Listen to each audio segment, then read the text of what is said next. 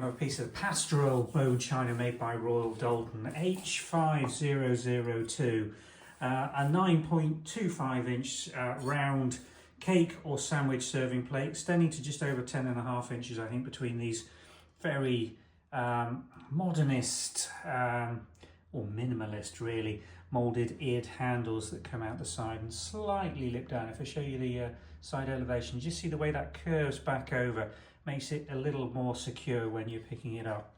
The Royal Doulton China mark on the base of these, there you go, Pastoral H, 5002, in absolute fine condition. You can see my hand moving underneath that with the light coming through it.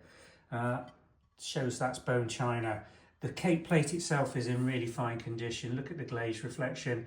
No scratching or marks on the surface of the transfer design, and the rims absolutely bright in this sort of silvery, it's not gold that they use for the lineage around the outside, it's a sort of silvery gilt colour, more silver than gold.